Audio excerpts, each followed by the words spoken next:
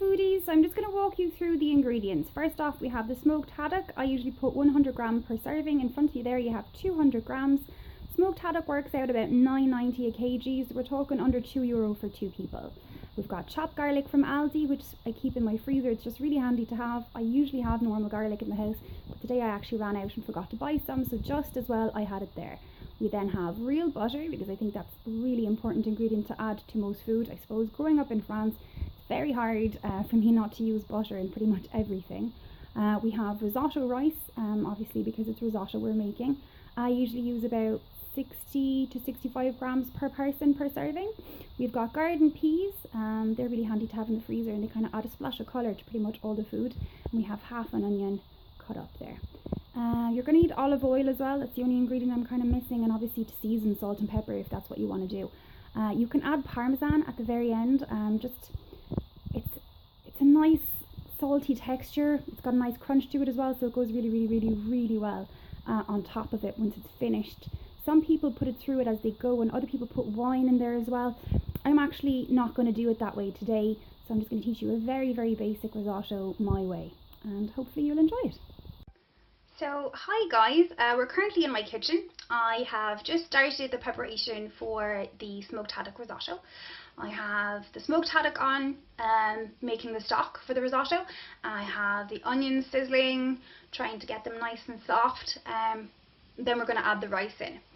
Now this is my first cooking tutorial. I'm by no means a chef or anything like that, but I'm a big huge foodie. This is a really cheap comfort food. It usually goes down a store and people usually really enjoy it when I make it for them. It's also incredibly cheap. We're talking less than €5 for 2.5 people. I say a half because, you know, the baby, he loves rice, so it's really handy that way. I'm a little bit nervous. I mean, first day kind of jitters here, and I didn't even know that was a possibility. I've never done a cooking tutorial or filmed myself for this long. Hopefully I can put the videos together. I'm going to be using my tablet and my phone and a video editor in the hopes that I get everything kind of to work out together. Hopefully it's a recipe that you guys will try at home. It's really simple. It doesn't take too long. Risotto is a bit time consuming in the way you have to keep adding the stock and just leaving it do its own thing. But it's a really enjoyable recipe. It's perfect for this time of year. And it's great on the budget, I suppose, so you can feed a family. You can also keep it in the fridge for a few days, so if you don't eat it all in one go, it's actually nicer the second day. That's about the crux of it there. So we're going to plod on with this recipe and hope we get there. Hopefully you guys enjoy this as much as I'm terrified to be doing it. It's been a long time coming. I've had the food blog for quite some time now. I've always said I'd love to make some videos, maybe some food tutorials. I've always been told by my friends I should, and obviously I love cooking for people, so it's always been the next step, I suppose. I'm finally doing it, taking the bull by the horn and getting cracking with it. I'm really happy that I have done that. Hopefully a few people will enjoy the videos anyway. Who knows, I could be the next salt guy. Very hopeful of that. Yeah, for now I'm just happy to be trying it out, and we'll see how we go. So let's just keep going with the cooking.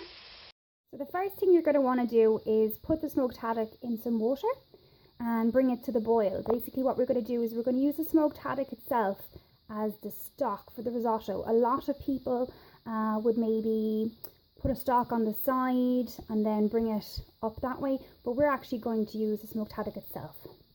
Once you have the stock being made with the smoked haddock boiling, you're going to want to put your onions, your garlic, a bit of butter and olive oil in a frying pan. We're going to use a frying pan to make the risotto. I find it easier, and we're going to do it stage by stage. So one of the first stages is going to be this. So what I'm doing now is I'm just watching the onions soften in the butter with the garlic and the olive oil. You want them to kind of just soften the way you'd soften them for a sauce, or you'd soften them for a soup. You don't want them to get caramelized, so you don't want the heat to be too high. The next step after these have softened is we're going to put the risotto in. We're going to put the rice in, so the 60 grams per person or 65 grams depending on the appetite of the people you're feeding. We're going to put it in and we're going to make a pop like popcorn, and then we're going to start adding the stock to it. It's going to sound really cool. I love that sound of popcorn. I love kind of every aspect of cooking, all the sensory things. Like right now, my nose is filling up with buttery onion, and I love that. Brings back loads of great memories of my childhood, my mom cooking. I suppose there's nothing quite like fried onions to make you starving. I remember working food markets, and one of the tricks in order to sell our hot dogs is actually fry up an onion. Even if you're not going to use it in the hot dog, and you know most people are like, oh no, I don't really like onions. You love the smell of onions. The smell of onions is what brings you over, because it just creates the hunger, and that's brilliant. So we're just going to wait for these onions to just soften a bit more, and then we're going to put the popcorn, the rice in, and make it sound like popcorn. And then we'll be one step closer to having our risotto done. So now we're at the popcorn rice stage. So we've just softened the onions enough, and we've just added in the rice depending on how many portions you're making, and we're just waiting for that to start making a popcorn sound, and we'll know from the popcorn sound that we'll be able to start putting in the stock little by little. Now the trick with risotto is genuinely to be patient. You add little stock, little bit by little bit. You don't go crazy and put loads of stock in, you just do it little bit by little bit. Okay? As the stock goes in, it'll start to evaporate, but it'll also start to be absorbed by the rice, and that's what's going to give it that amazing, beautiful consistency. It's going to be creamy, and it's going to be just the perfect winter warmer, really, to be honest. So we're just going to wait for the rice to start making that crackling sound, and we're just going to take it from there then with the stock. Here we have the rice bubbling away with some stock in it, and you can see obviously that it's getting thicker. The stock is making it thicker. That's the way you want it to be. You want to keep stirring, so I'm going to do that in a second, but I can't film and stir at the same time, unfortunately. So I guess for people who are new to the page, or people who don't really know me that well, I should probably give myself a little introduction. My name is Rebecca, but most people call me Becca. In fact, when someone calls me Rebecca, I usually think I'm in trouble. So Becca it is. I love food, obviously. I love supporting local. My love of food started from a very, very young age. I used to sneak into my mom's kitchen and start making things when I was about 5. The first thing I remember making disastrously was a tomato soup. She left me in the house when I was about 8 and told me I was allowed in the kitchen, but I wasn't allowed to cook anything or touch an oven, so I just used condensed tomato and tomato tins, and I made the most rich tomato soup imaginable. She ate it, she's a good sport. Outside of that, I just always remember watching my mom with keen eyes and wanting to cook and loving food. Years later, I worked in call centres and I enjoyed it, but it was only a job. And eventually I started working food markets, both from an organisation point of view and working as a market sub.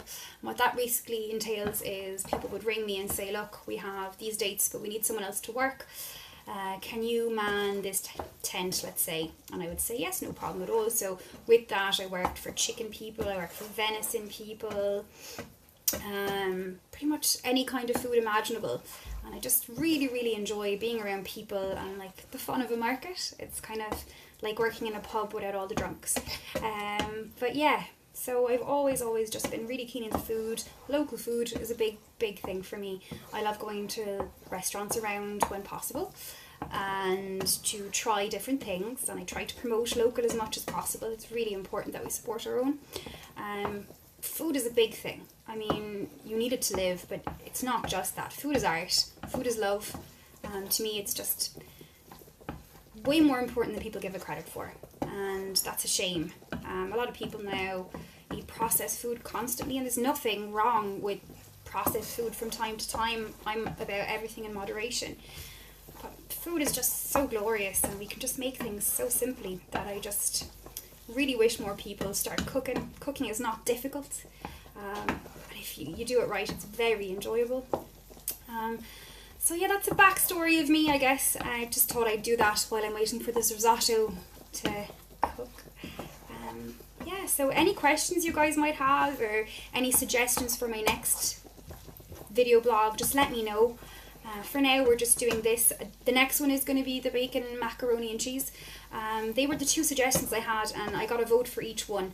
I got the smoked haddock yesterday in work, so I just figured I would do that one first. But I also have the makings of the bacon macaroni and cheese here, so I might try and do that at the weekend or next week, depending on how hard this video is to put together. So that's basically it. I'm really excited to be doing this. My nerves are calming as the video goes on, so that's great. It is hard taking a plunge like this and taking yourself out of your comfort zone. I do find that that's exactly what I'm doing. I've been just putting it off and putting it off and putting it off, and I'm just at that point now where I'm like, look, I'm going to do it and see where we go from there. So hopefully it's enjoyed by some. I have no doubt it'll have its haters too, and that's okay. That's kind of what life is. But yeah.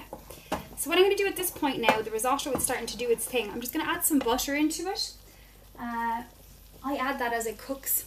I probably put way too much butter in my food, but I just love the stuff. So I'm just stirring that in. I'm seeing the consistency change. You can see the rice is just getting to that point where it's creamier by the second. I'm just adding more stock in. The fish is starting to crumble, so that's going to go in there beautifully. This is just going to be absolutely delicious. A friend calling up later, he's going to have some, and then the baby's going to come home from creche, and he's going to have that for his dinner. So it's just an all-round delicious thing. I'm really excited to be sharing this recipe with everybody, so that's great. I don't know if you can really see it, but there's a fish with the stock being created as the fish bubbles.